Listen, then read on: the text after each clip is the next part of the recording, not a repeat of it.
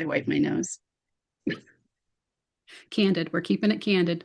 We are totally keeping it candid. Um, so what do we say? How do we start it? So we've been chatting, haven't we, about, well, Oh, we talk about a lot of things, but one of the yes. things that has recently come up for me, for you, I was in one of our conversations was talking about author relationships and friendships and not doing this alone. And I think that is something that is super, super vital. And as I retreat into my den of fall, winter weather, it's something that struck me especially important this season. So, yeah, All right. That's what we're going to chat about. Um, so CJ and I chat often on the phone, we like do. like back in the 90s, you sit and talk on the phone with your girlfriends about whatever for hours. Yes. I'm twisting the cord metaphorically around my finger because that's sort of how conversations go back when you were attached to some wall in your kitchen. Mhm. Yeah. Yes, yes. So we decided that we would kind of just record our conversations so other people can hear um I mean, it's very candid, it's very casual, it's very informative as well. The things, that we're talking about in the author and book industry and as we grow as writers and authors. And it's very motivating. I know when I leave our conversations, I hang up the rotary phone. I just get so like, yes, like energized to just jump back into projects. Me too. And I think that that was one of the things that struck me was, oh my gosh, I get so many, as the infamous Becca Syme would say, energy pennies out of our conversations. And I leave and I'm like, I want to go write. I want to go be creative. And I think that was probably one of the things that prompted the conversation for us was, my gosh, like these connection points are really vital to how we re-energize. And I know I'm really sensitive to seasonal changes. And it was one of the things that struck me heading into the shorter days where I'm like, I really need to be careful how I'm managing my energy, how I'm managing my creativity. We're heading into a super busy time of year. It's so easy to get drained. And yeah, I find those connections become so, so vital. And not just in a selfish way. I think giving back to the people in your life by connecting with them is really important as well. Um, because I value your input, but I also value the fact that we have a connection and we can talk about these things. It's reciprocal, I think, I hope. And so we have this connection, What? What? but it's a Of mutual, course it is. out there on a limb. But it's that sense of reciprocity, I think, where um yeah, I energize you, but you also energize me. And um we walk away, I think, feeling a little less alone in the journey. Oh, And I absolutely. think that's really important. I And I find learned, look, vocab words from you. Reciprocity. What? When you say these words, I get so like mesmerized oh my because gosh, stop. I do. And I'm like, oh my gosh, new word of the day. Okay, we'll take that. I'll see if I can throw it in again before we're done. Um but yeah, there's this sense of this like mutually beneficial thing. And it's interesting because a lot of creative pursuits are very individualized. They need to be for various reasons. Um, music can be that way as well, where you sort of like, I do have a kiddo who kind of retreats into her space, and that's where she does her music stuff. So, really a lot of forms of creativity are very individual. Some are not, but there are fewer areas I find for authors to be um, like in a team, if you know what I mean. And so, one of the things I found, especially over the last few years, is how valuable a team can be. I do like writing by myself. I like that pursuit. I like the discipline of it. Um, there are things that are great. when I'm on my own doing those things, but also I need people. Oh, yeah. That's been a huge lesson for me over the past I few years. think that's with any of the creative like occupations or it's like we all take our creativity and we can do it, write it, draw it, produce it into music. But at the same time, to reach other people, we do need to have that support team. So eventually, people need to step out of their comfort zone and be able to reach out to people, whether it's for support and encouragement and to boost each other, or it's to do the actual producing part. We work with cover designers, we work with audiobook narrators, and then we form these friendships or relationships if it all goes well, because not everyone goes well. So we take it for what it is. It's a learning experience, but at the same time, we are recharging our social batteries and helping us move on with our projects. Yeah. So I was curious because you've been a tremendous encouragement to me about making sure that I don't lose sight of my humanity in the whole process. Um, the creative process. I mean, like, because I think it's easy for us to, in isolation, kind of spiral, and you Yeah. pick up the phone to me sometimes and I'm like, tell me what's going on right now because my brain is on a ledge kind of thing. And I don't mean to be like depressing, but I'm just saying, like, in the sense of Oh like, no. I'm out here with an idea. My brain's kind of going, but what about this? And you kind of just calm everything down and integrate things for me. And I find that super helpful. So I was curious, like, what have you learned about what those relationships do for you? First, we all go through the roller coaster of self-doubt. That is one of the things that I think in general, the people who have that high creativity, they stop every once in a while and they question what they're doing. So when we have those moments, it's like having that network of friends really helps kind of ground us and say, no, we're doing the right thing. Just because we need to know, I need to know often that what I'm doing is worth it, that at the time the energy and everything that we're doing to reach readers or reach new people is worth it. And so having these talks with close author friends and writer friends really helps me just in conversations, like I am all about helping people. I love helping people. I love talking shop. So when I talk shop with you or with somebody, it really gets me focused again. Like it's something in my brain just sparks and ignites and then I'm okay with it. So when we talk, it's just energizing. And Hmm. and that's what really helps me like push away the self-doubt. Like, even if I have questions, like if I'm like overloaded, my plate is too full, I'm very, very stressed. Having conversations with people, just this human contact, it just reminds me that I want that full plate. I did that to myself because I'm passionate about this work. So it's I'm doing it because I enjoy it. So having that interaction, somehow there's a connection there that just sparks it. And I mean, I don't know scientifically what it is, but that's what when I get from conversations and talking to others, um, just that internal something.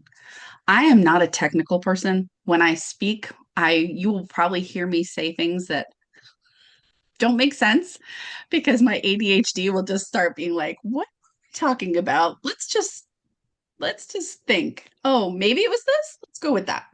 That happens all in a matter of 5 seconds in my head. Relatable. But We this we might need some keywords here where you'll be like, potato, you're getting off track. Potato, potato. We were talking about this. You do bring up a very interesting point though, because I'm sure that there are people who study brains and neurology, all the things that matter for like the technical sciencey bits for make what makes our brains happy, right?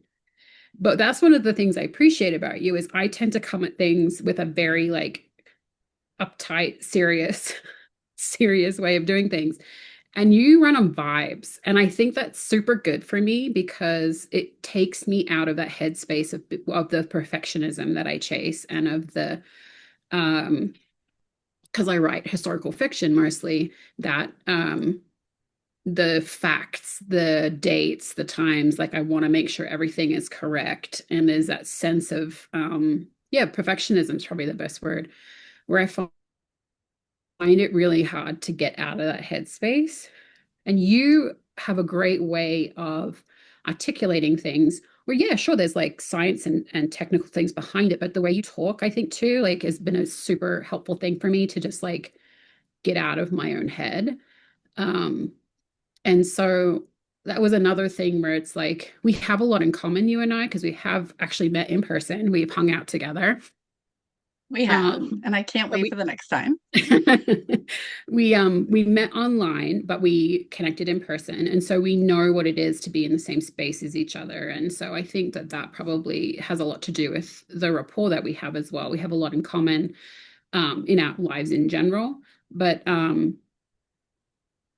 yeah, and the interesting thing was we had this conversation recently about one of your stories, and we were bouncing ideas back and forth, and you were talking about how different concepts fit together. And then I could get nerdy and perfectionistic and technical and uptight about some of those things because that's one of my areas of strength that I can offer people is Oh um, yeah.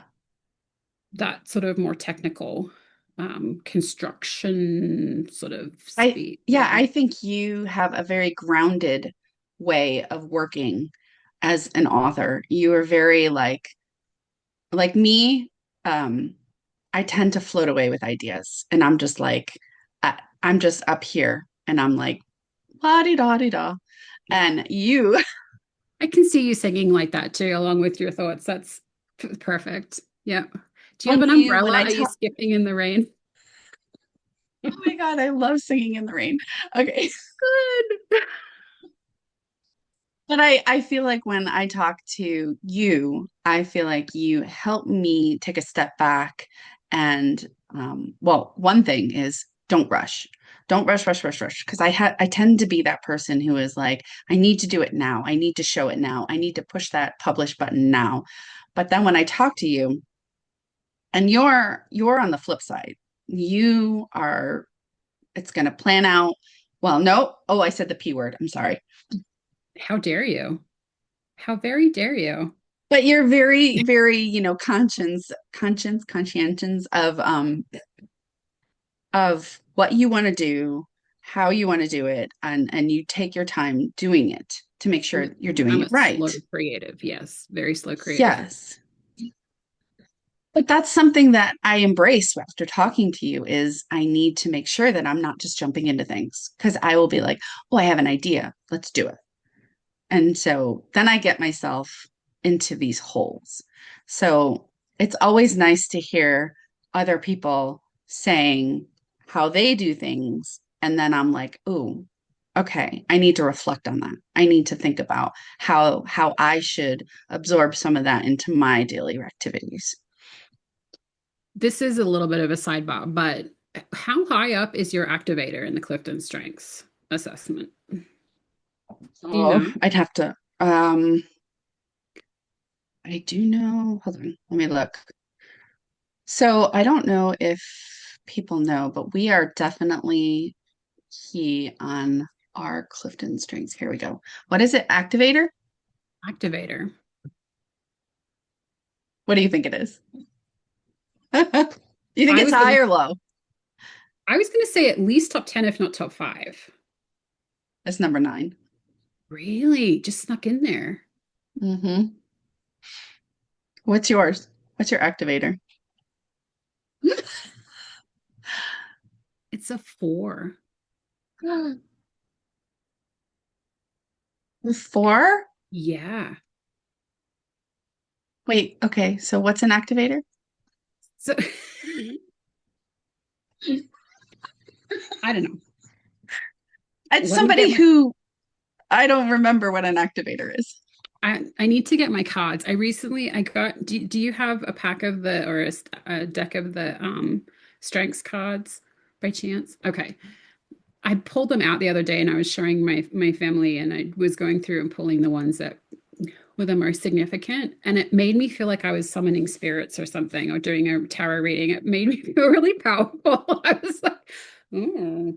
Um, I but mean, these I have used them in my work to help me understand myself better, but I don't use them as much as a lot of people do. this is the first time since I got them that I kind of laid them next to each other.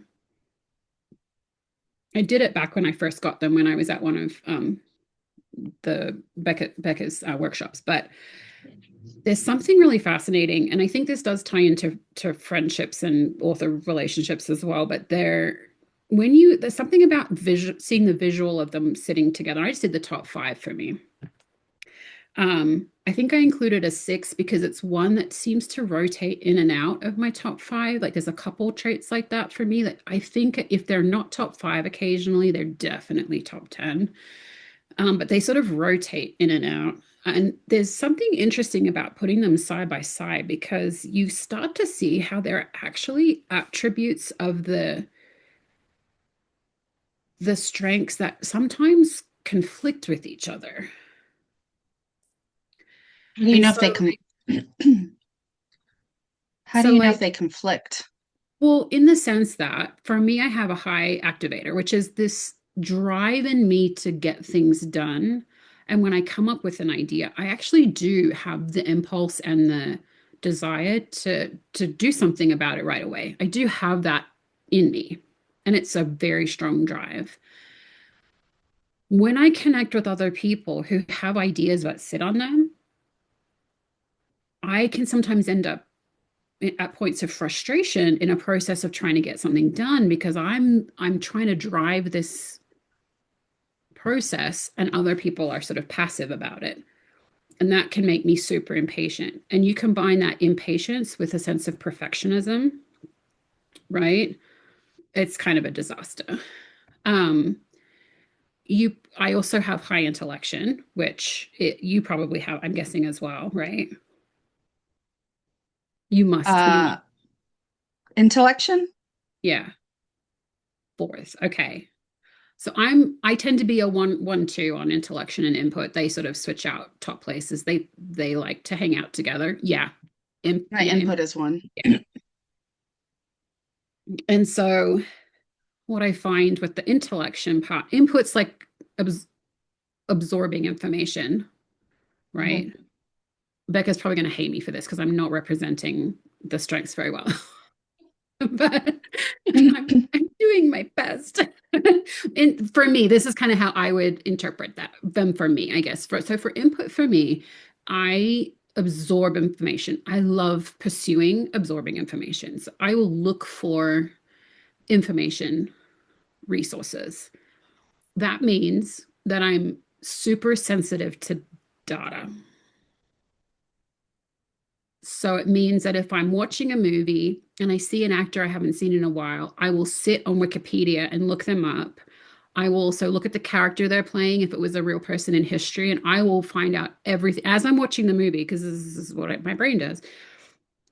Read up everything and say, okay, well, is this historical or not? Like, is it accurate to the time period? Oh, they skipped 10 years, going through the chronology and who was married to who, and I'm gone.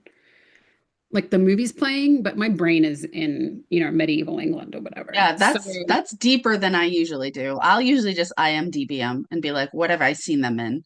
But that's probably the extent of, but you go deeper. You I, go, yeah, and I think that's a combination of the input and intellectual and the, what do they call it? What was the word again? We're having a moment. The intellection, yeah, right? intellection. Input and intellection and activation and all these other activator thing. You put all of them in like a top five and the rabbit holes are endless. And so I need to be very careful when my brain hooks into a point of data that I restrain myself.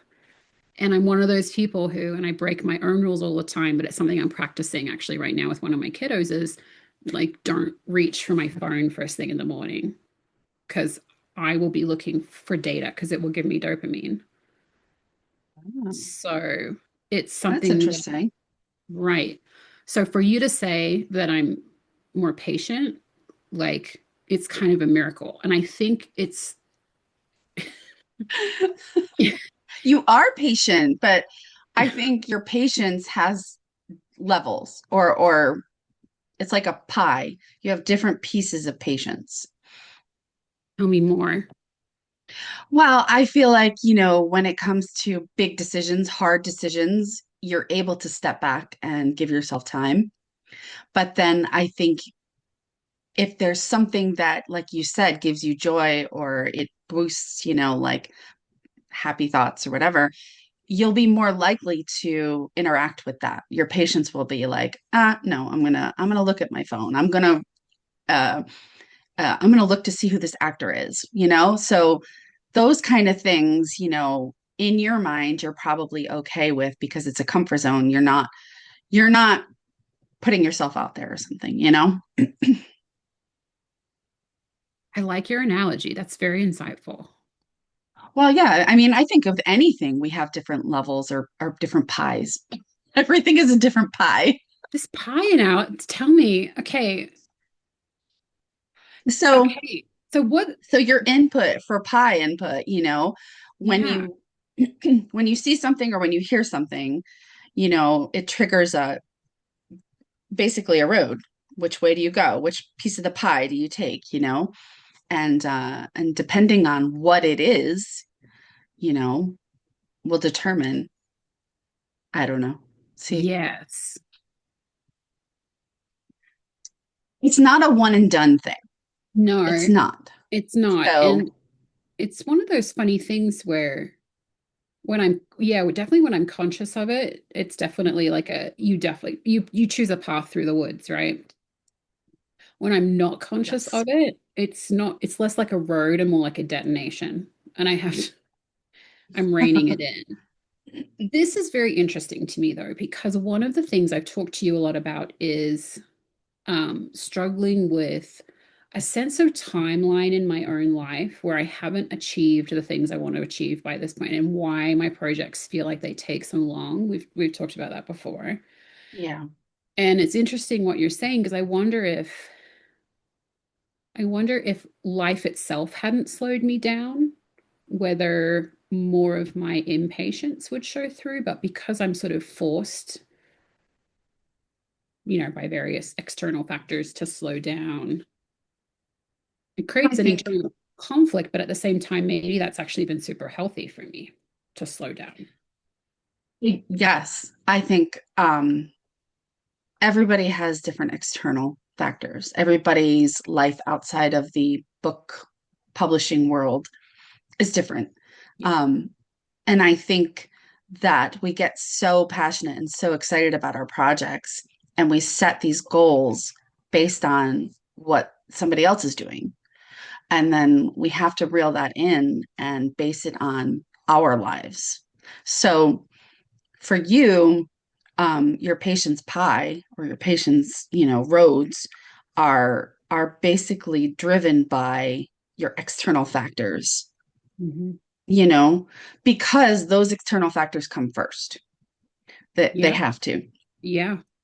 Yeah. So when you get excited and passionate and you want to work on something, but at the same time you have to do something with your family or your job or something outside of writing, um, it's the writing gets backburnered, Yeah.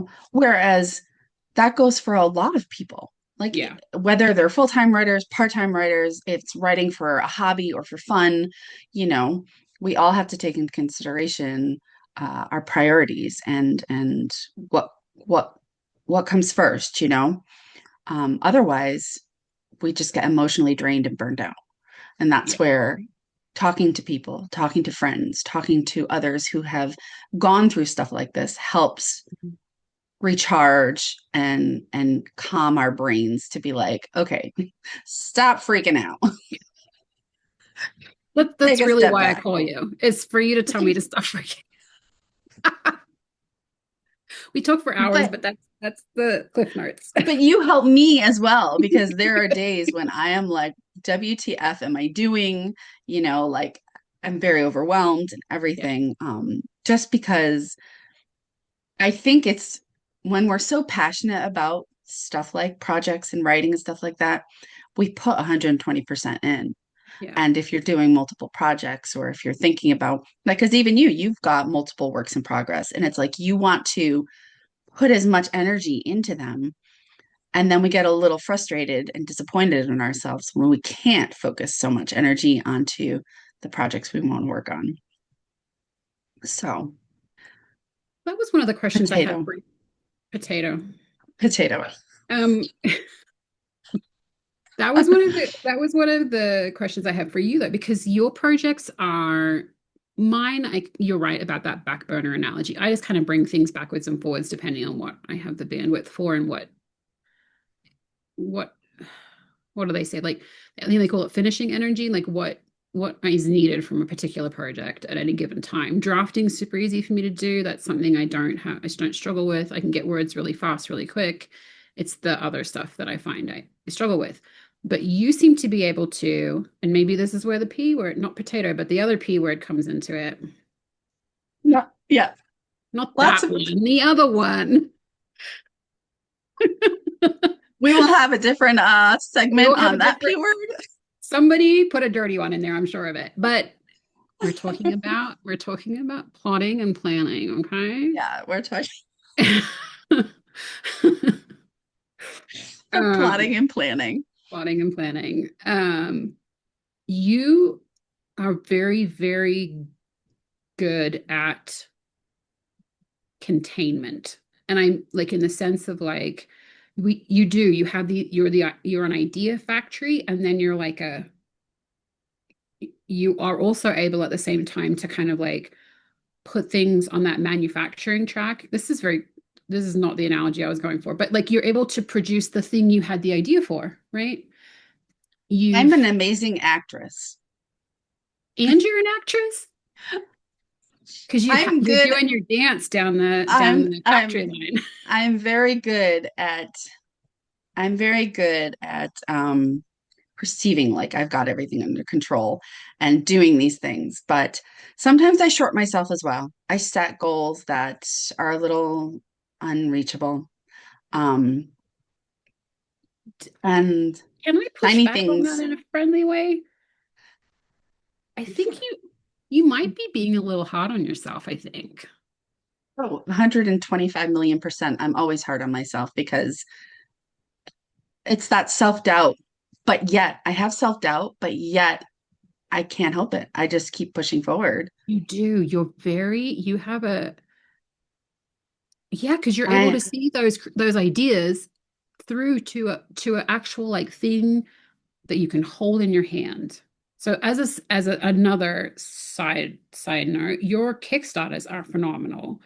You have been able to not only like come up with concepts and ideas and you get people in to create the thing you have a vision for, and then you set up the Kickstarter and you do this whole thing and your marketing's very good and you like the stuff I see you do with social media and things like that. So you're able to like do all the steps to get an actual like product. There's a Not lot just of that. input. Is that what it is? Yeah. Huh. And So input takes time. As you know, when you're yes, inputting, yes. it takes a lot of time and energy. Generally So, about the length of a movie. or more. Or Right. it's going to be the length of like all 8 Harry Potter movies.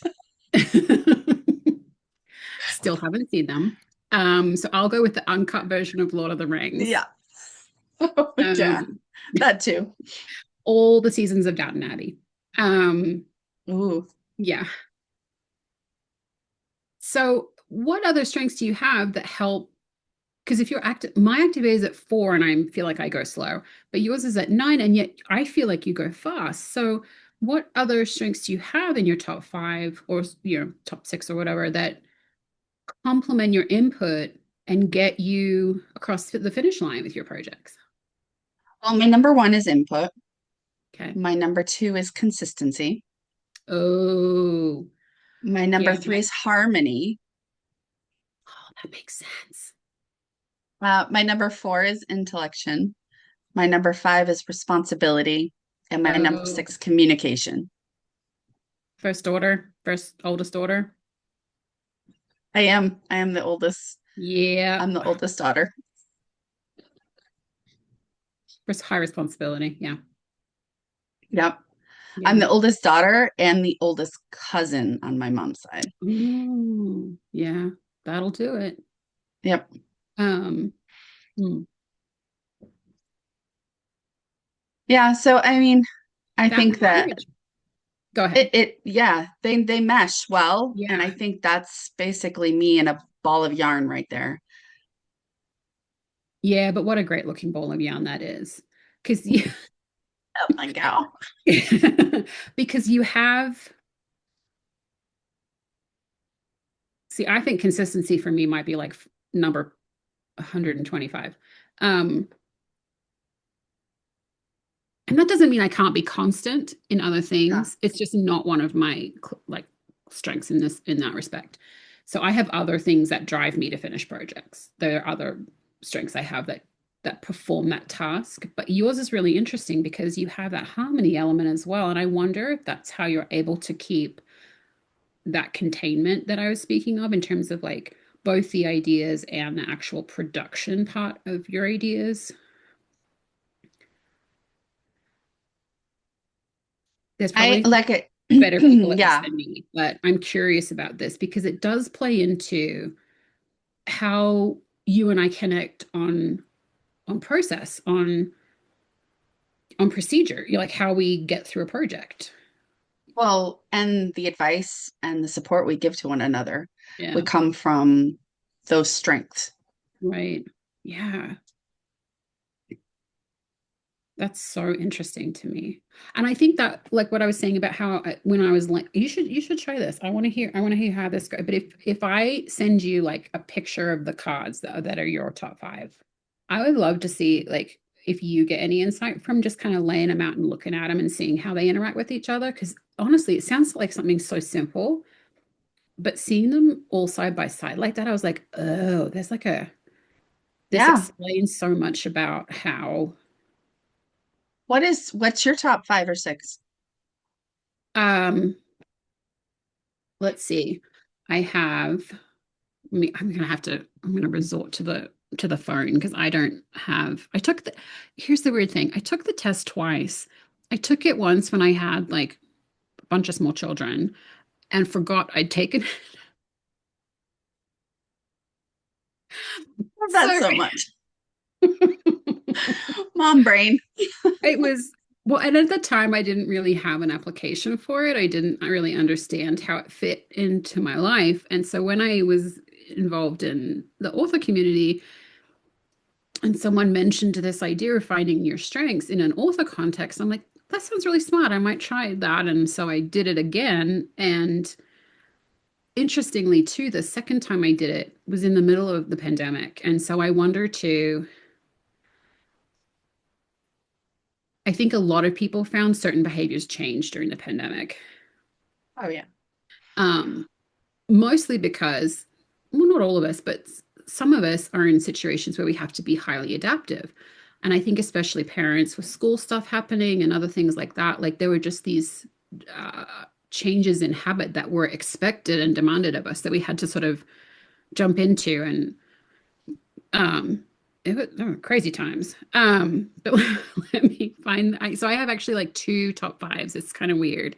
Was Um, like, welcome back, CJ. You've already done this. And you're like, whoa, yes. snap. When I did it, I'm like, wait a second. I know this. What's going on? And I figured it out and I'm like, oh dang it. So anyway, these were 9 years apart. So when I first did it, adaptability was my top one, which as a parent of small children, that was kind of like what my circumstances demanded of me, right?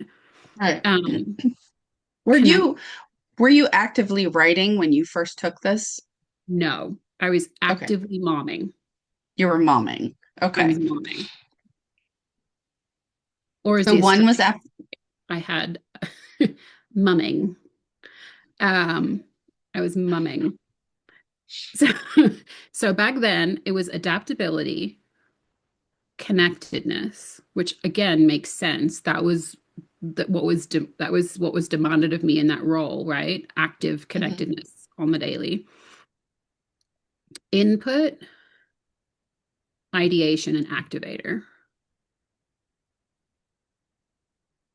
Okay, so all of your back then Hmm. were relationship and strategic, and then you had this influencer. Wait, what? So I have this chart.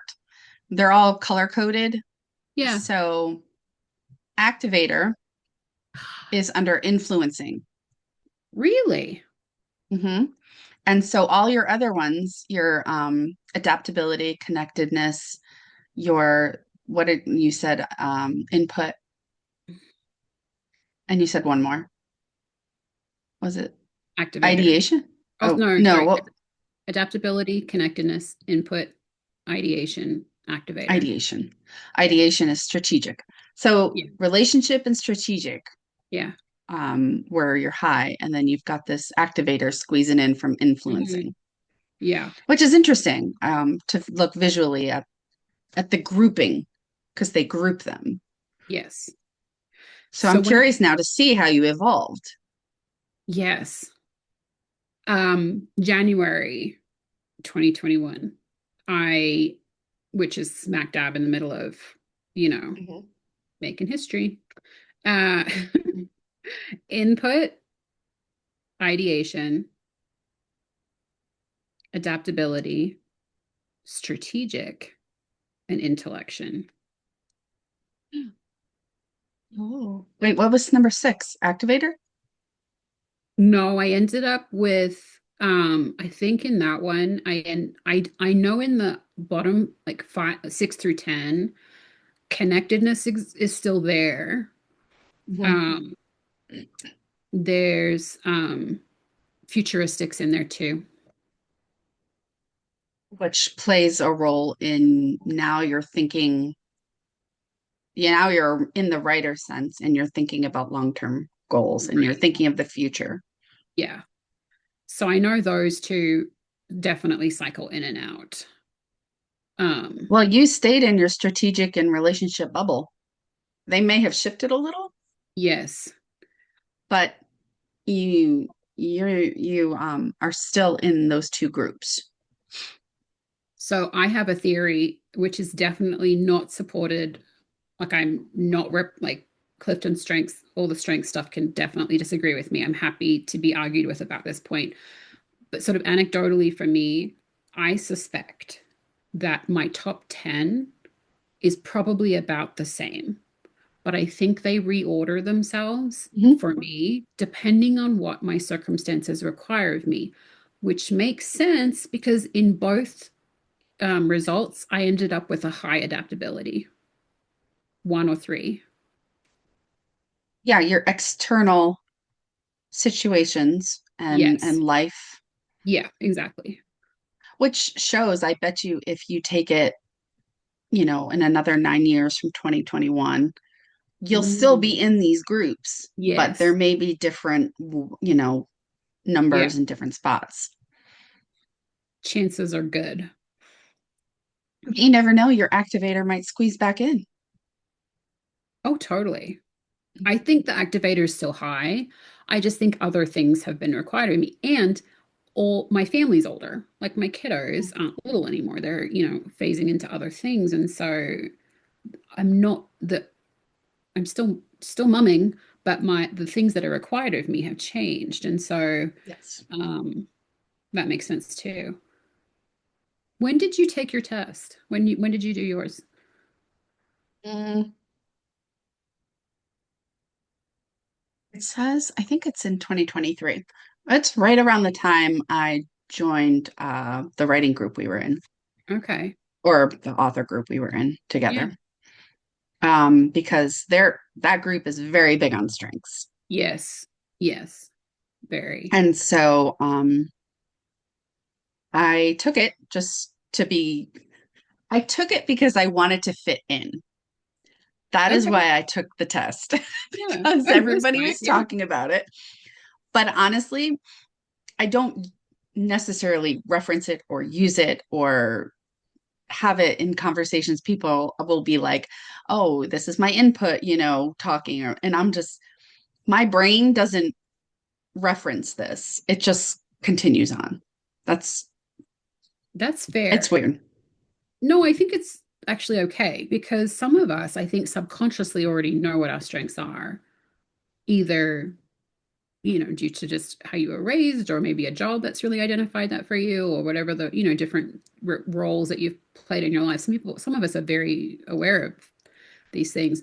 Well, we know what they look like, we just don't know what causes them. So you see the results of Yes. it in your life, but you wouldn't necessarily put a name on it. Um, Yes. Or I wouldn't be like, oh, that's this strength in me. Oh, that's, yeah. because I think with me, I don't stop. I never No, stop yeah. to think about something like that. My train is constantly moving.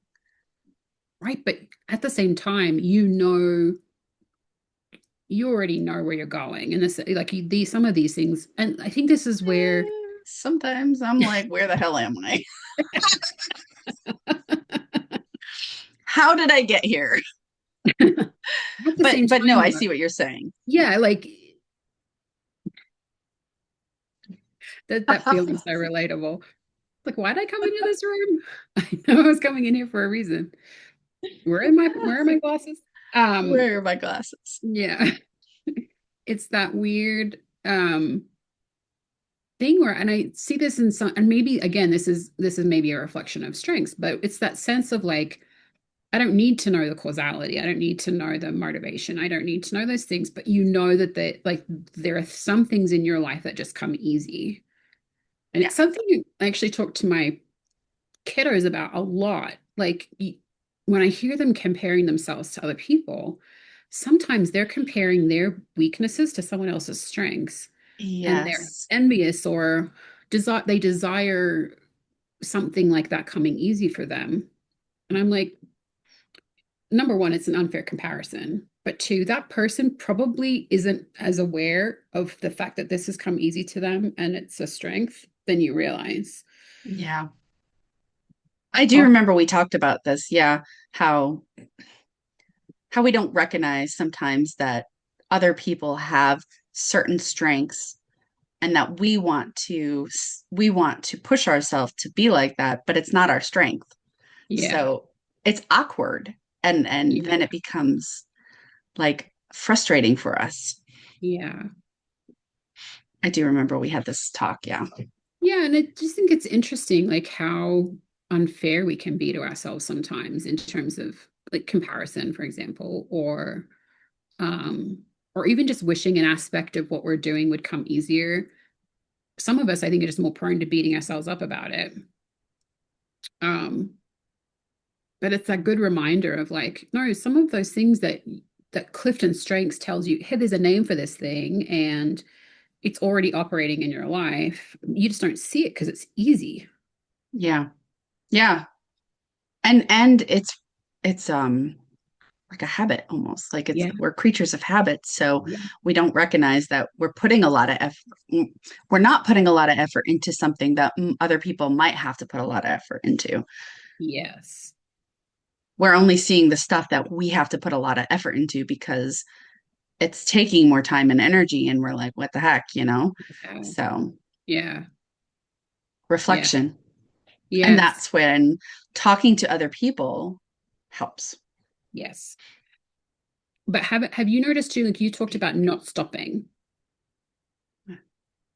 Like I relate to that. Like and I think there's a sense of momentum too when you're, in a carer role where you definitely have to follow the rhythms and the patterns of specific requirement, like the things that are demanded of you in your life, right? Um,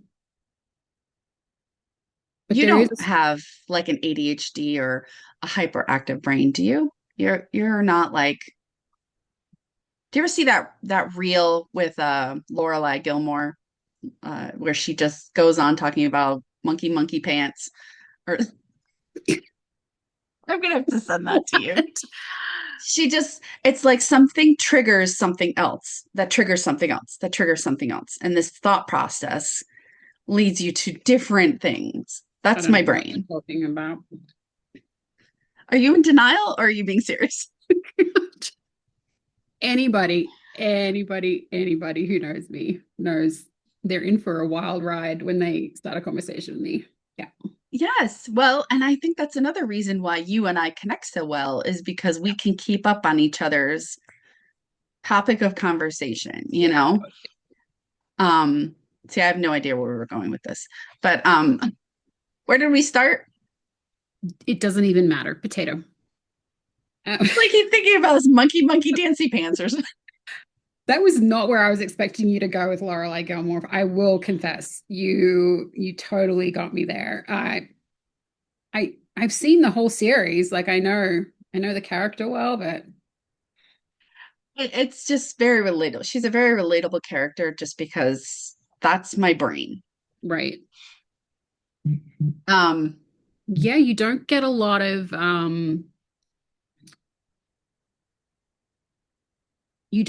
characters on TV, and I think that's why to start with she was kind of like remarkable and endearing, and I think now looking back she's sort of like a lot of people feel like she's super problematic and dysfunctional and chaotic. And Relatable. but there are certain angles I've read on her because I think there's been a bit of a Gilmore Girls resurgence. I think it's been what Oh, 20 yes. what years since, yeah. So um neurodivergent brains have not been represented a ton in TV or film, and if they have, sometimes it's been very accidental. And it's interesting to me because this was the first time you saw this kind of friendship relationship with a parent and a kid on TV that was represented with that neurodivergence as well. And I remember at the time, even some of the banter between them, I'm like, that's a lot. It's a lot happening at once. But it was almost like it wasn't really the people, it was just brains. Oh, yeah. Brains. I think I read from somewhere that the cast was I think they were saying something in regards to they would get winded trying to keep Yeah. up with her. Oh, yeah, that makes total sense. The interesting thing about that is that it is exhausting when you hear it out loud. It is chaotic, but it's also like I mean, writing choices aside and her character making some very dubious decisions where you're like, that doesn't even make sense. There's no way she would choose that. Like, the direction of the writers for the show aside. Right, right, right. Um, Writing for TV versus, right. her personality decisions. Exactly. Exactly. It is interesting because there is a level of chaos that I think a lot of neurodivergent people deal with, but it also makes them sort of masters of collection of Oh, yeah. ideas, of thoughts. They become like curators I love of, that. of other people's stories and of concepts of points of interest. They make some of the best, and I'm not trying to pat anyone on the back. I'm just saying like you'll often see a lot of those people make the very best like they're the funnest like dinner party conversationalists, or they'll be the people who, you hang out with them and you can just sit and talk for hours. Or and it's interesting to me because they're um able to, and I think this is my connectiveness speaking, but they're able to put things together about the world that maybe aren't completely obvious to a non-neurodivergent brain. And so they make um I think they glue the world together in a really unique and interesting way. The thing that strikes me about the Gilmore Girls is that most neurodivergent people have learned in some capacity to curate that in the brain. So it's a good representative of the brain, the banter and the dialogue and the way that they interact. It's not necessarily a good demonstration of how neurodivergent people actually work in the world. Yes, that's true. Yeah, Yeah, it's definitely showcase or entertainment. They right, they elaborate, but yeah, it's not necessarily representation of how outside in the real world right, things happen or decisions are made or people think. right. There are definitely people who can talk like that and be like that, but it's more a picture of how the brains function versus how Yeah. people interact. But in that sense, it was probably one of the first that I remember seeing on TV anyway. There are probably others, I'm I sure. But I like how now that you mentioned that it's more about how the brain works and that's what they're showing, like this is how her brain and how everyone else around her um they changed. They changed the way they talk to her to yeah, match her, you yes, know? So they didn't try to change her. They were adapting themselves to her. yeah. So Sleepy Hollow, is that where she was it Sleepy Hollow? No, that's No, a that's oh my gosh, Stars Kimberly. Hollows. I was like, I went Sleepy totally, Hollow. I went totally headless horseman there. Headless Sauce. Where's Jack the Pumpkin Dude? You can tell where I'd like to be right now. Um, my brain's like, make it fall, make it spooky, make it mysterious. Oh yes, yes. It's raining here today. That's probably why. Um, what is it? Stars Hollow? Stars Yeah, Hollow? Stars Hollow. Stars Hollow almost becomes the masking. Oh yeah. It's like her community in that world. The community is the mask. Like she's got the brain, and then the community masks for her. Oh, 100%. I mean, I think that's why the casting works so well and the characters and the interaction is because they were just as energetic as her, but because of her. Like, if she was a different personality, would those other people still be as energetic and still be as Kirk? Would they still be Miss Patty and Baba? Like, would they still be who they were? So it's, Or does the mask drop when she leaves the room? yeah, yeah. Yeah. Do they like breathe? They're like, oh, okay. Inhale. Yes, yes, yes, yes. Quick, go take a nap. That's she'll be back in 30. Um, Hmm. are there But any other? Go ahead. well, I'm just thinking like, I mean, as writers, Yes. when you watch a TV show or when you watch a movie, it's like you look beyond what's happening on the surface. As Yes. writers, we totally break down the story plots. We totally break down and Yes. predict what's happening and where they are in the story beats, which is it's annoying, but at the same time, it's like it's learning. It's a way for Yes. us to input and learn more about how to better ourselves as writers. Yes, I would agree with that. And for that reason, there are TV shows that I have actually seen the entire series probably 6 or 7 times because of those analysis Oh opportunities for yeah, that. I'm ready to go back and rewatch 1883 again just because of this Western fantasy series I'm writing. Yes. And her voice as the monologue or, narrating the scenes, her voice is what I hear when I write my story because I want it to sound like she's using it as a monologue in one of these episodes. I love that idea. That's great. Resources. Yeah, no, no, this is exactly what we do though. Can I ask, do you have a playlist at all for that project? I have a playlist, but it's not the playlist for the tropes or the themes. It's a Okay. playlist for a saloon music with that annoying piano. Oh, I love it. Oh, I love it. That's so good. And Yeah. does the piano sound slightly out of tune? Yes, they do. They have that twang or that Yeah, metallic sound to it. yeah. Yeah. Like if And you've so in been my rolled down the story, Oregon Trail for too long. Yeah, yeah, yeah, well, the music plays part in the yeah. story, because Yeah. Good. different songs warn the town about different events.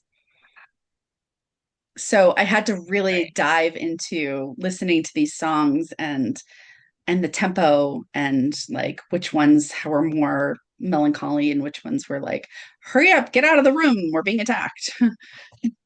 Wow, I love that so much. Are there any other TV shows you've been using for inspo? Well, we're going to start watching 1923 soon, which I've heard is also well with Harrison Ford. Um, so doing watching a lot of these shows has definitely sparked me to be like, I love this. But at the same time, I can't find other writers who are writing more Western fantasy or not just Western fantasy, Western romantasy. So I'm hoping I'm hoping that it's not a dud genre, and that other people will start exploring the genre as well. Because when you think Old West, you think like, those Old West movies, John Wayne and everything. And then people are like, oh, I don't want to read a story about that. But then if you make it more of like, say, Fourth Wing, but turn it into an Old West or Prairie Land setting, and you add those tropes that people are just absorbing right now, the romance tropes, the adventure tropes, the things like, I mean, I'm not putting dragons in my story, but there's things that people will always want to read, Mm, certain tropes. So I'm hoping that will be successful. That's one of my curses. I tend to just try so many different new things until something sticks, and I haven't given it enough time to see if something sticks because my impatience is like, let's try this now. Let's try this now. Let's try this now. And so that's where I need to start anchoring down. I need to get better at staying in one place. mm. That pause is really hard if Yeah. your consistency and activation and all those other things that are sort of working to help you produce things and keep that momentum up, that's not easy to interrupt. There's a No, type of inertia there that's like working to your advantage and to like rein that in and sort of focus it on one particular thing. Yeah, that's not easy to do. hashtag goals. Yeah. Yeah, I mean truly, but if you're conscious of it, that's a good starting point. So, but you have a few projects in this genre, right? It's not just you've got Yes. a series. Well, the reason one of my projects, it's a Prairie Land Romantasy, I'm pitching, I want to pitch, is Got it. because of my input. I want to learn more about the trad side. Hmm. I have this not obsession, but this constant like, I want to meet people who work on the trad side. I want to know what they do. I want to know why they love what they do. I want to know about the process. It's just this thing inside me is like, I am so curious, and not just about the trad, but I just get so curious about um things. Like my husband bought a 3D printer, and then I was like, oh, and I have to learn everything about 3D printing. Like Yeah, I yeah, have that makes this sense. just need to like, oh, something shiny. I need to learn all about why it's shiny. It makes you a very multi-talented person because you do a lot of your own design and artwork and formatting and all these things that are like you are able, like you're a one-stop shop for your own projects. And that's not to I say have you a don't reach out to other people. I'm just saying like you well, have the capability to do all of those things. I have a very I have a very good sense of technology and I can Mhm. teach myself, self teach Right. myself a lot of things. But I feel like that started because so before you started writing, you Mhm. engaged, you grew your network of authors. You were growing that input. I didn't. I was very solo for a very long time because I thought that's what it was. You just write a book, you publish a book, and then you market a book. Yeah. I lacked Well, the I just knowledge wasn't of, brave enough to tell people I was writing. well, But I did right. not, I was not aware Yeah.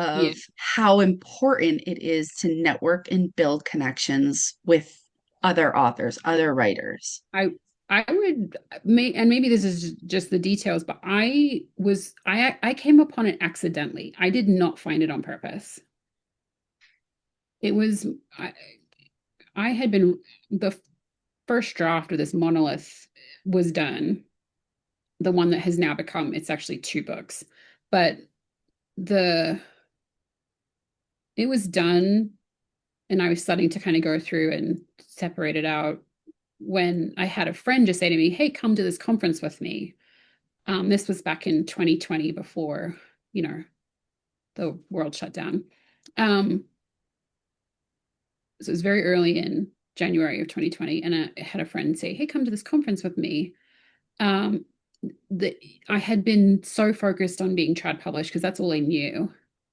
And this was an indie conference, and it completely blew my mind. I had no idea that that whole world existed and was thriving. Like not Yeah. just that it existed, it was thriving. Um, and I didn't know at the time, but there was some very like influential people at that conference. I didn't know because I was completely just oblivious. But I met Rachel Herron at that conference. Like, you Oh, know, like she was a speaker there, and she's been super. I mean, she probably doesn't remember me, um, but her voice in the encouragement of my author life has been very prominent. she's made an impact with you, which Yeah, yeah, um, sparked. yeah, and so hearing from her, and she has a very interesting story in the sense of like the hustle that she had writing and maintaining a full-time job and um you know, some of those things that she talked about. And she talked about, and it was one of the funny things I heard on her podcast after I'd met her was that she talked about how hard it was for her to meditate. And someone in my life had recently said to me, "You should meditate." And I'm like, I had tried at various points in my life. I am not a good meditator. And then she brought up the concept of writing as meditation. And I was like, that makes sense to me. I can track with that. Um, so there were like little snippets where I felt like I understood what I understood what she was putting down, if you know what I mean. I was picking up what she was putting down. So she was there. um there were a couple of other people. There was a presentation by someone from KDP, someone from It wasn't Brian 20 Cohen was books there. for you? No, it was a different one. um Oh. but Brian Cohen was there. He talked about blurbs, and Dave Chesson was there from Kindlepreneur, like people who um, were already sort of active and doing and t- encouraging conversations. That's where I met Jane Friedman. She's been phenomenal too. Like we've had some limited contact, but she probably doesn't realize um, the fact that these people kind of unlocked the world of indie publishing for me. And so and I think it's probably the same for us too. When you make some of those connections in real life and you sit down and you have a conversation with somebody that isn't about publishing or books, but just as like human, you know, Yeah. um, yeah, you sort of connect with people in a way that like um, it can stoke a fire. That a bit of inspiration can carry you through many years of of wondering why the heck you're doing what you're doing. And so, Well, I mean, I imagine, yeah, because since 2020, the indie publishing has exponentially oh yeah, yeah. increased. And I think it was then that I realized I couldn't do it by myself. Mhm. Um, and you don't have to. You don't have to be an island. You don't have to be by yourself in this endeavor. And so I think that was the juncture for me where, like you mentioned, I started to focus on, okay, then how do I build community? What does that look like? And if I'm still a baby author, because I was, and I'd had some stuff, some short stories published and a few things like that, but I hadn't completed, like I drafted my novel, but I hadn't, it was just still being edited. Um,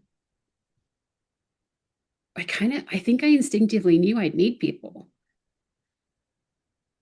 As much as I joke about not meeting people. I do.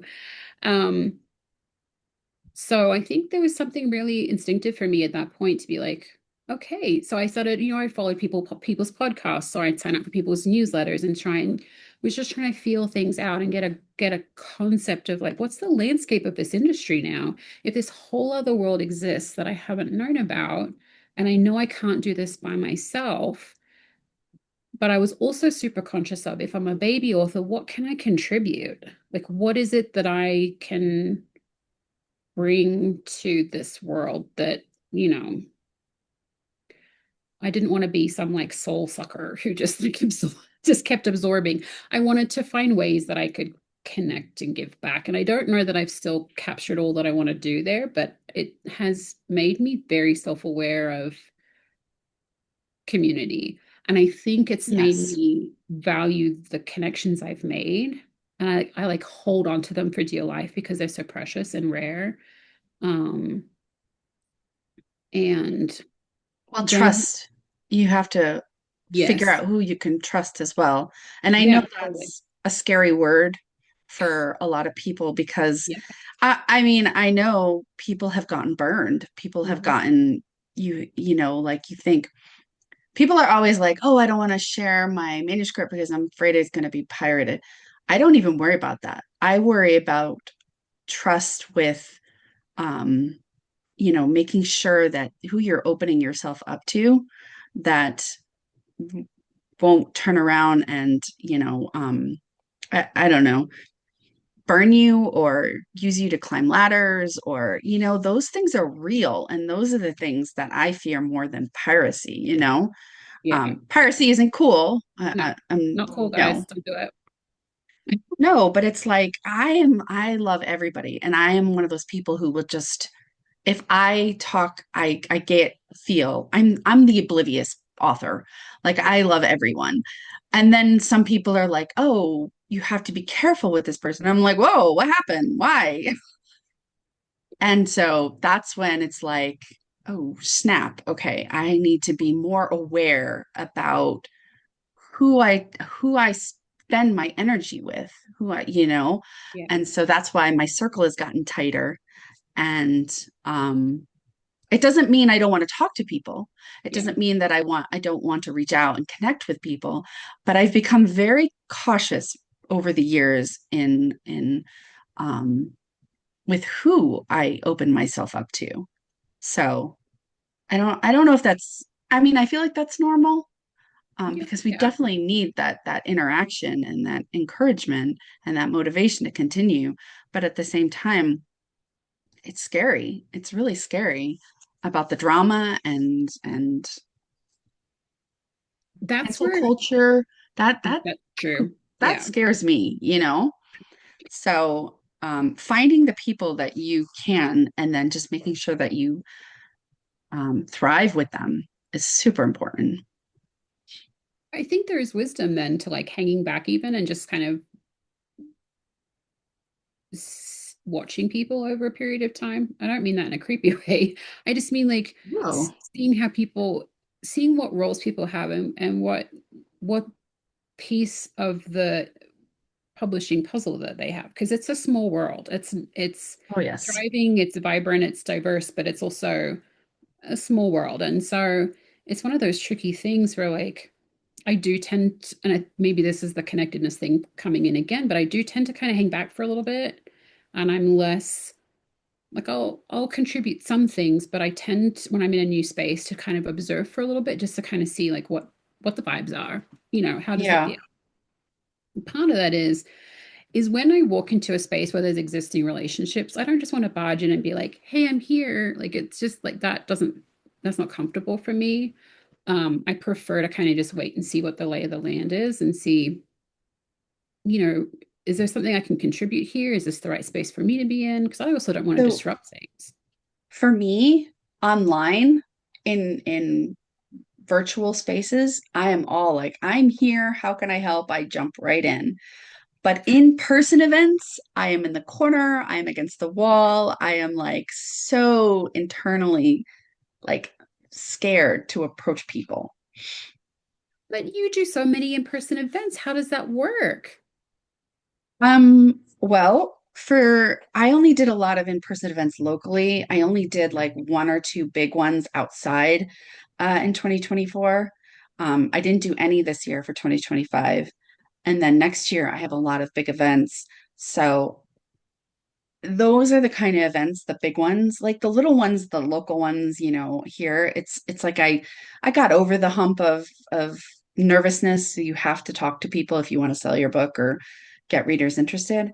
But when you're in an event that is big and there's 50, 100, 200 other authors there, that's when I get really nervous because I'm like, why would you want to come to my table when you've got all these other amazing authors? Or, like if I see authors talking in a group, it's like I am not one to just be like, hey, hi. Yeah. I just get so nervous, but I need to get over that. I need to start talking to people more, but at the same time also keeping in mind don't completely vomit and open up to myself and be like, be my best friend. Ah,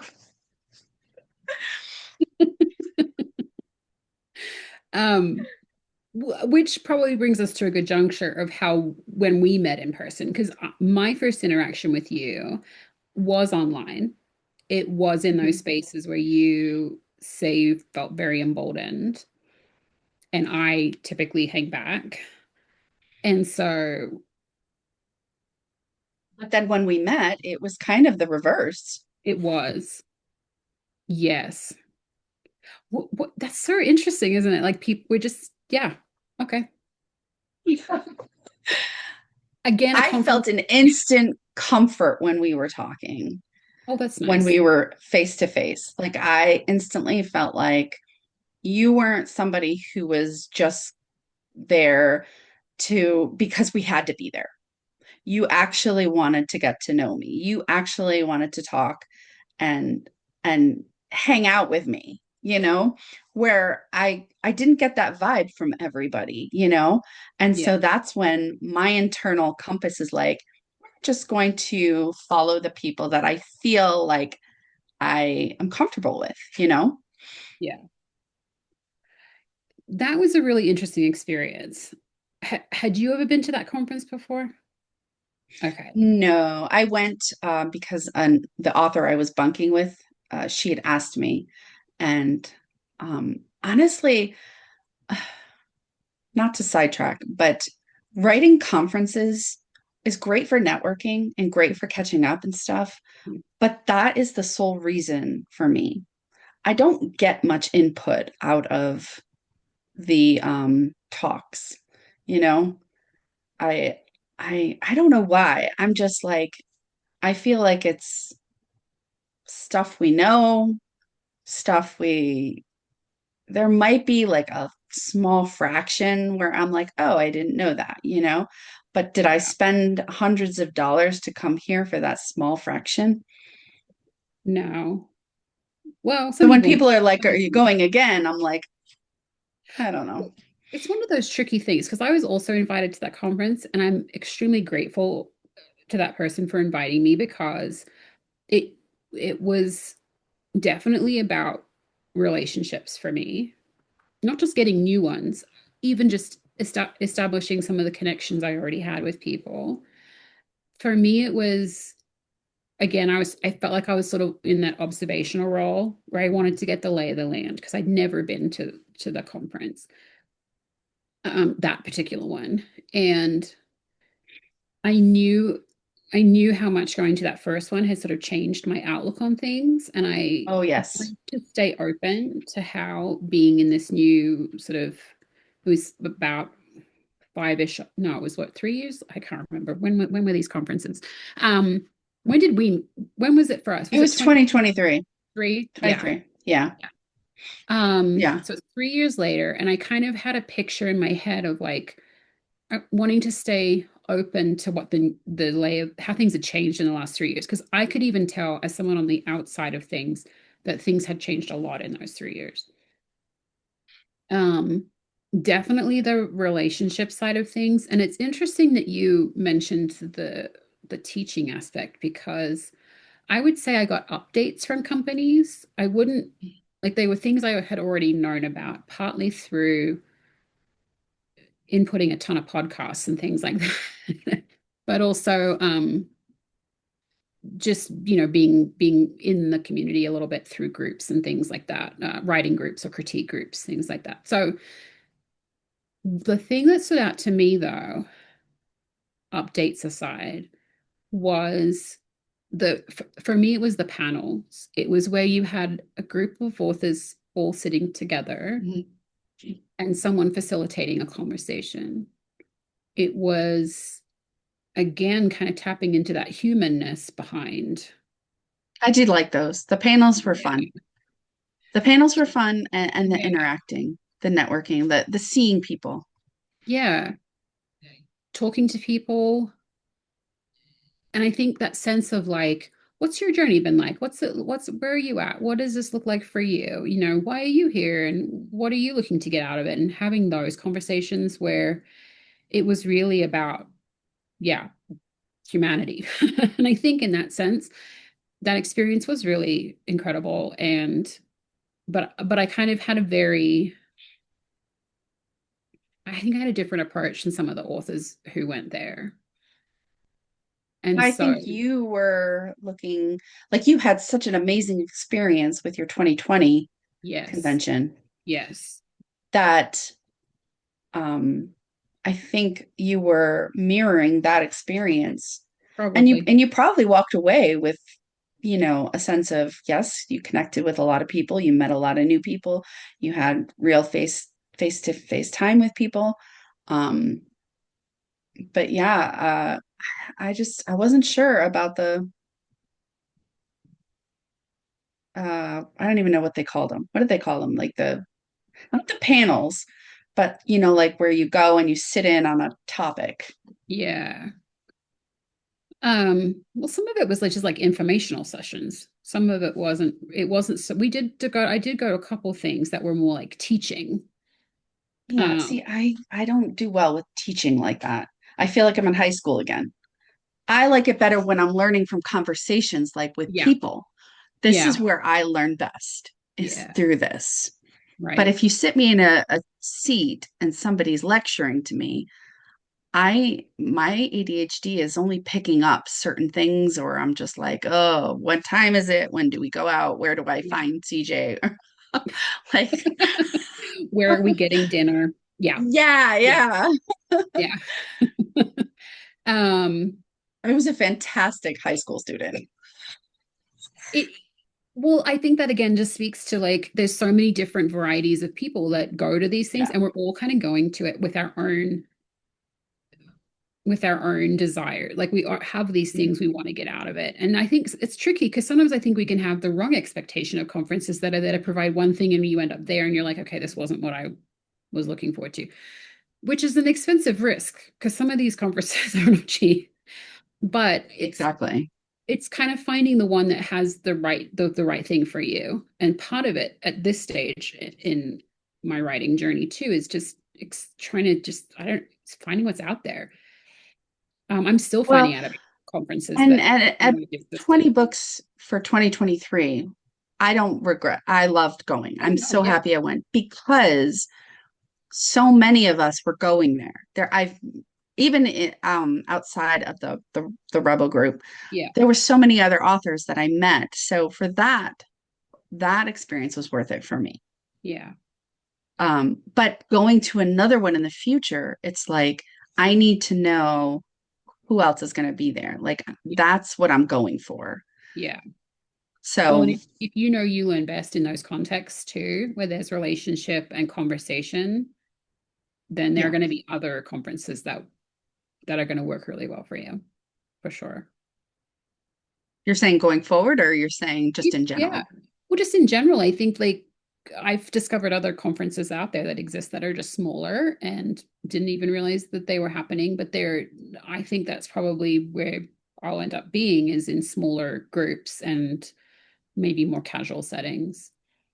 Um, yeah.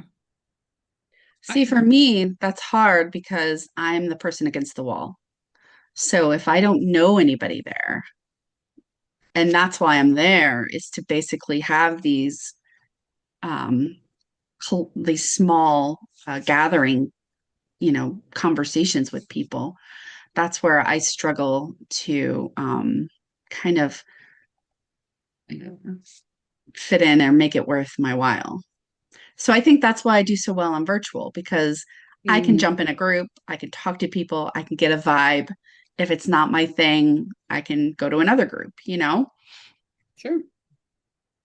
But when it Conference comes to buddies. like, That's what we need. Conference buddies. yeah, we do. We need to start a net like a wine trail, but like conference trails.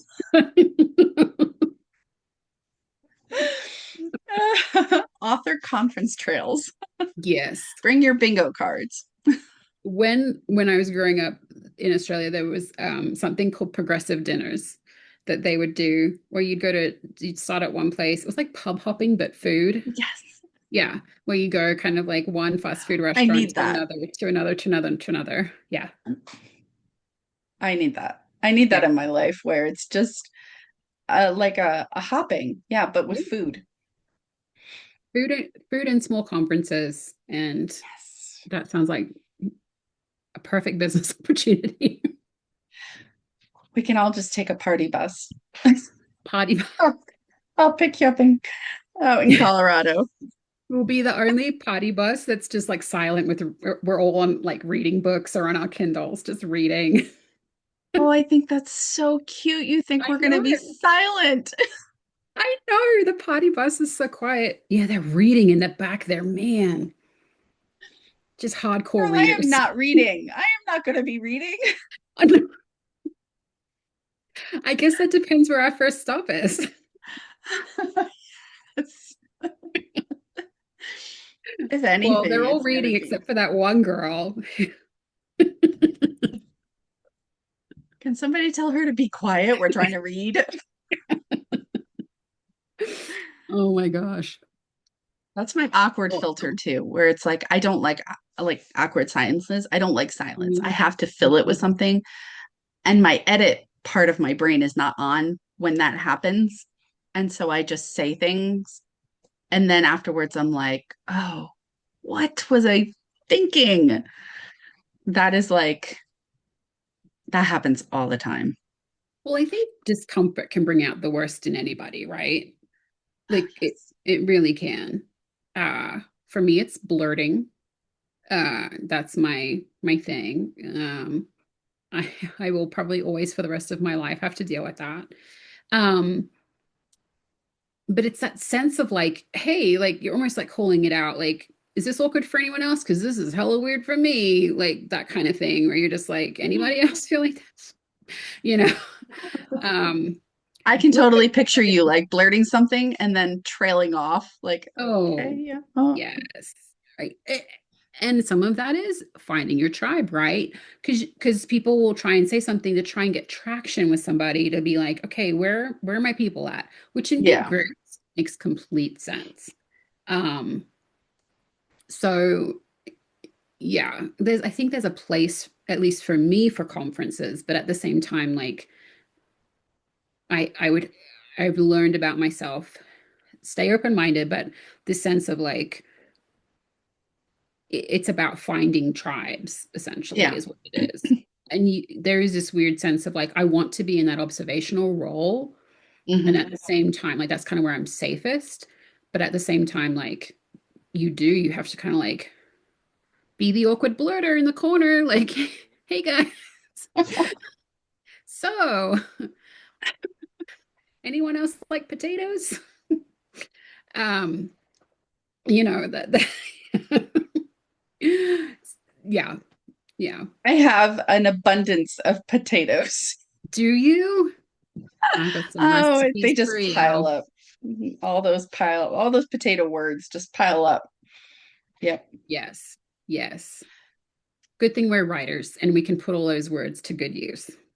Yes. Well, yes. I feel like this has been very um good. Like this is basically what we do when we call each other Yeah, and we just talk about this stuff yeah, and it like I've already feel motivated and energized and excited, because now we're taking it a step further and we're sharing our conversations yeah, yes, we are. with whoever wants to listen. If you have made it this far, then please be sure to say hi and come up to us and talk to us because I survived Kimberly and CJ. Mark yourself safe after this event. Um, yeah, I loved it because I mean, we touched on a lot of really important things about networking and finding your people and just recharging yourself. yeah. And I think those are the things that are probably the biggest, well, maybe not the biggest, but are big takeaways for me through this journey. And again, I could say talk about it all day, but I am so grateful for people like you in my life, who um who took up my random thing and was like, yeah, I'll step I into am that awkward space with you. so grateful for having somebody I could reach out to on the phone or in Mhm. an email or a text message whenever I need that one-on-one, Yeah, perspective, outside perspective, yeah, that friendship boost. yeah. It's really been because it's really hard to find out Hmm. there. And so you're right, when you do find it, you just have to hold on to it and just Yeah. appreciate it. So I appreciate you. Thank you. And thank you for celebrating the joys with me, because there's been some really specific joys for me lately in my writing journey. And it's not just the help, it's also the like somebody to like rejoice with you when something really good Yeah. happens. Um, and I know you've had some this year too, which have been really fantastic that all bode good things for next year. And I think that's important too, is celebrating the joyful things as well. So With people who yes. I mean, we celebrate them with our families because they are Mhm. very supportive, but at the same time, celebrating with people who are doing what you're doing and knowing how hard it is to get to what your milestones is fantastic as well. It's just such a wonderful, warm, yay feeling. Absolutely. Yeah. Well, thanks for the So chat. What are you off to do right now? What are you going to do now that you feel all Fridays are marketing days. So today is okay? marketing day. Okay. I this morning before our chat, I was printing out all of the confirmation emails and everything for the events I have next year, just because I want to start being a little bit more organized because this is a small business. And yeah, so later I'll be doing marketing because I like to save one day for marketing. Just that way I don't have to stress about it throughout the whole week because that's how I burnt out in 2023. And so I just do one day now where I market.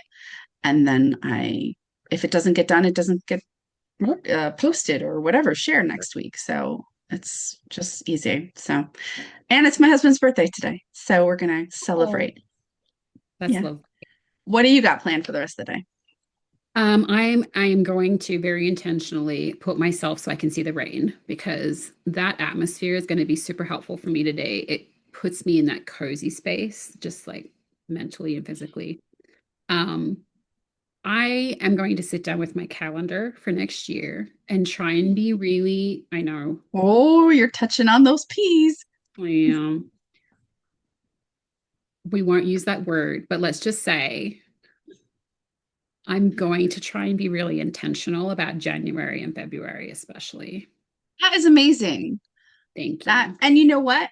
I've been very brave. Just take it as like a not hard deadlines. You know what I mean? Like, Yeah.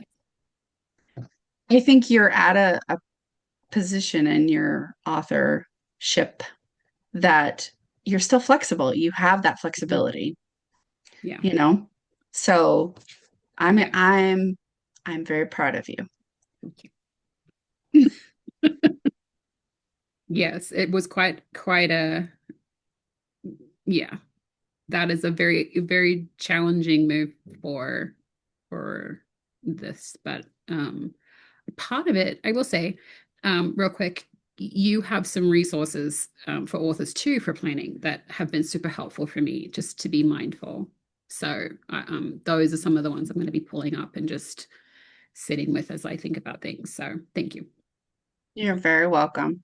And I mean, try things. If something doesn't stick, try something else. If something doesn't feel right, try something else. If you got to stick post-it notes to your forehead and walk around the rest of the day, I might just do that actually. just stick post-it notes. Don't threaten me with a good time. Just keep trying until Yeah, I mean, and then even if something fits, it might not fit in 6 months. So, true. We've learned that, haven't we? The hard yeah, way. we have. Yeah. So, I do hope we have another conversation down the road where we can share with people. Yeah, that So, would be we'll delightful. see. All right. And next time we'll introduce ourselves. So, Okay. And then they'll have some idea of what the heck we're talking about. Yes, that would be great too. all Thanks. right, I'm gonna stop recording now, and then we're gonna don't hang up though. Okay.